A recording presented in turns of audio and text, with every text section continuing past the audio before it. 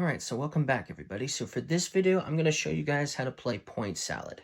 It's a simple, easy, fun little card drafting game. And it's from AEG Games. So in Point Salad, the object of the game is to try to get various vegetables in and try to score based on what point cards you have. So you might grab this Point Salad card here, and it says you're going to score 1 point for each onion you have and 1 point for each carrot you have.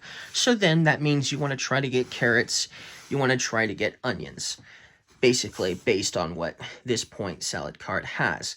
Now you're always going to have a different variety of point cards available, and also you might have some point cards that might deduct points from your score as well. So like for instance, if I had this Point Salad card, I get 2 points for every onion I have and 1 point for every cabbage I have, but I get minus 2 points for every tomato I have. So maybe I grab this ahead of time thinking, there is no way I'm going to grab tomatoes, but maybe down the road you might grab some. So then you might get deducted points. Now on your turn, you have 2 options. One option is you can take 2 vegetable cards from the veggie market. Okay, that's an option. Or I can take a point card from the top row here. So on my turn, for instance, I could take this Point Salad card. Okay, and then it's in my best interest to try to get as many cabbage cards as I can, because I'm going to try to score as many points as I can with this. So then I put it in front of myself in the tableau. Once you take a card, it's in your tableau face up, okay? Then that my turn would be done. It would be the next player's turn. And so maybe my opponent is thinking that he is going to grab the fewest carrots. So maybe he wants to get this one ahead of time, you know, thinking he's going to have the fewest carrots. And if he's the player that has the fewest carrots, he'd get 7 points. So maybe he would take that and put it in front of himself as an option.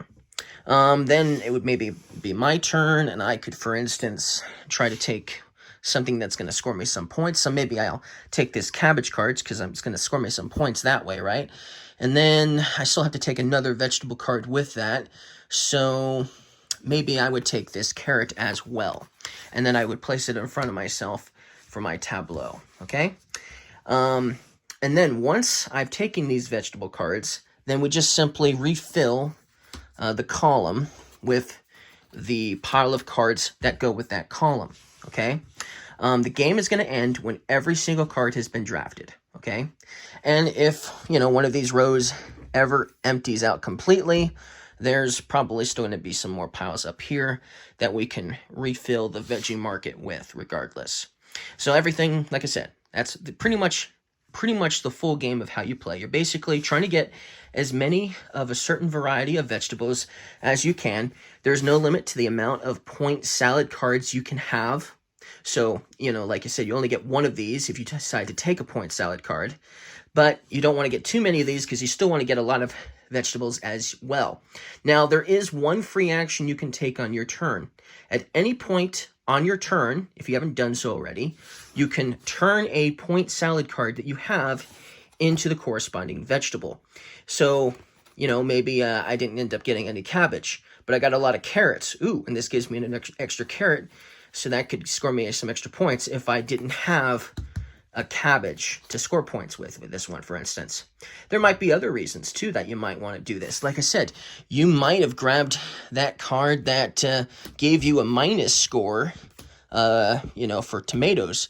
Like this one gives you a minus score for tomatoes. So maybe you weren't planning on grabbing tomatoes, but you still ended up getting tomatoes, and you don't want that minus points.